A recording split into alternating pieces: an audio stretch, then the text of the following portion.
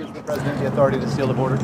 Look, Democrats are leaving us absolutely no choice at this point. We've already had to move roughly 750 personnel from ports of entry at this point, and it looks like we're going to have to move more, which will force those lines to go longer to cross the border, and eventually it may be that it's the best decision that we close the border. Even Obama's own Secretary at Department of Homeland Security from the Obama administration, Jay Johnson, has said that this is a crisis. People are starting to understand exactly what the president has said was going to happen all along, and it's unfortunate because this could have been something that we fixed if Democrats had been willing to work with us. Hopefully they see the impact that it's having on our border and on our Border Patrol agents, and they'll be willing to step up and do their jobs and help the president. Peter, go ahead. Sarah, disrupted by this. I'll come back over, Peter. Sarah, why did the president grant security clearances to people who were deemed potential risks? I'm not aware that he did, but what I can tell you is I'm not going to get into individual security clearances, but what the Democrats are doing is playing a very dangerous and a shameful game, frankly. They're asking for personal, private, and confidential information from individuals that they know that they have no right to see, and they're putting the 3 million people that do have a security clearance at risk. If you put and exploit one individual, you're putting all 3 million people's personal information at risk, and that's shameful that they're doing that. We've worked with Democrats, we've cooperated with them throughout the process. We showed them documents that have to do with the security clearance process. We went over to the Hill and walked them through that. We invited those individuals and their staff to come to the White House and sit down with administration officials and walk through that. We'll continue to cooperate, but they can't ask for information that they know they legally have no right to see. Paula. But can you assure us that in instances where they did decide to override a denial, that they followed protocol? Because her concern is that they would override these decisions, not explain why, and not even acknowledge the red flags. I mean, is the White House taking shortcuts with national security? Not at all. Again, there is a process we're following. I'm not going to get into individual security clearances. We know that we have, that we have a policy here at the White House not to discuss individual security clearances. Again, we are cooperating with Democrats. We're walking them through what that process looks like, but we're not going to exploit individuals and their personal information at the hands of Democrats who want to play political games. You said it might be the best decision to close the border, but when you talk about the commerce that flows to Mexico and from Mexico back into the U.S., is the White House concerned at all that there are risks, real economic risks, with shutting down the border? Certainly we don't want to see, this isn't our first choice. Our first choice would be for Democrats to actually sit down with us and help fix a broken system to address the national security and humanitarian crisis that exists at our border.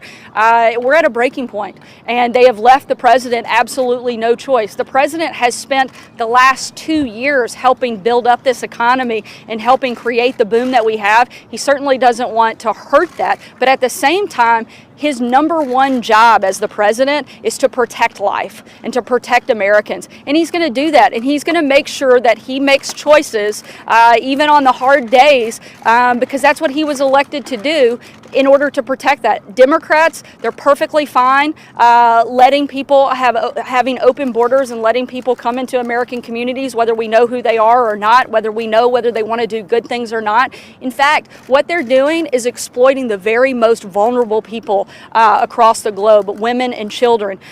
We know that a large percentage, up to 31% of women who make that treacherous journey are sexually assaulted. We know that 60% or more are violently attacked. That is awful. Why would we incentivize that type of process to continue to happen? The president wants to stop it. He wants to protect those individuals, and he wants to protect American lives. What is the date that the president has in? What is the date that the president has in mind for when the border can shut down? The president's not working on a specific timeline. He's working to look at all of the options on the table. We're hoping that Mexico will continue to step up like we've seen them do over the last couple of weeks. We hope that that continues and that we can work with them so that we don't have to do that. We'd also love to see Democrats get serious about fixing the crisis at the border and work with us. Steve?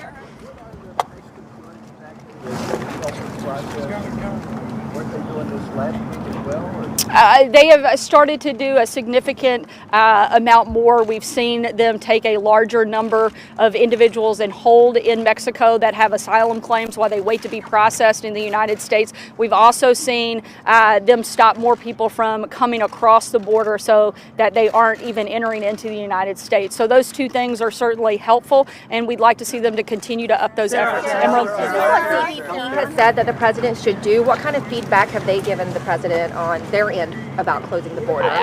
Yeah, I mean, the president has been talking to a number of administration officials, including the folks at CBP. You've heard them for months. Most of your networks refuse to cover them and refuse to report the crisis that we've seen, the crisis that these individuals, many of them career officials, many of them Obama administration officials, have said we're at a breaking point. Like, we need help. We need more personnel. We need more resources. And Congress has completely ignored their request. But hopefully they'll start to listen now, because they see the tremendous amount of pressure that it's putting on our borders and on American communities. Will the president commit to releasing the details of a health care plan before voters go to the polls in 2020, now that he's saying he wants to take a vote right after the next election? Look, the president wants to talk about the principles. He wants to work with Congress in order to come up with the right health care plan. The things that I know that he's focused on are making sure that we protect pre-existing conditions, that we lower the cost, we make it more affordable, and top and foremost is that we have to allow patients to have a say in the care that they receive. It is a complete and total contrast to what you're seeing the Democrats put forward right now. They want to drive Medicare for all. They want a total government takeover of health care. We know that they've lied in the past when it comes to health care, when they say that if you like your insurance, you can keep it. If you like your doctor, you can keep it. Why in the world would we ever want to let government be more involved in the personal decisions that an individual or that a family is making about their health care? I'm pretty sure we don't. We know that it's a failure. We know that that's a disaster. We know that it doesn't work, and we know Americans don't want it. So we also know Democrats are unwilling to work with this president to fix the broken system that we have, whether it's on health care, whether it's on immigration. If they want to get serious about sitting down and actually solving problems over the next 2 years, we'd be more than happy to do that. But so far, all we've seen from them is that they want to play political games and not actually do their job. Sarah, on the Mueller report, the president previously said that he has no problem with it being released. He wanted all of it released. And now he's saying that releasing it would not satisfy Congressman Nadler and Congressman Schiff. Did he receive any information on the contents of the report that would make him decide that maybe he doesn't want that information released? No, the president hasn't been briefed on the report. The president's still allowing the attorney general to make that decision. But we know by the actions that we've seen from Nadler and other Democrats in Congress is that the president's right. They will never be satisfied. They're sore losers. They lost in 2016. They lost because they tried to convince all of America of something that we all knew was untrue, that the president had colluded with Russia. It was a total lie then. It's a total lie now. And they continue to lose on this issue. At some point, they have to decide that they're ready to move on like the rest of the country. The president consider any carve-outs or exceptions in closing the border, carve-outs for legal entry into the United States, legal entry into Mexico, or carve-outs related to commerce? Certainly, we're looking at all options when it comes to closing the different ports of entry, what that looks like and what the impacts would be. CEA is doing a number of studies on this and working with the president to give him those updates.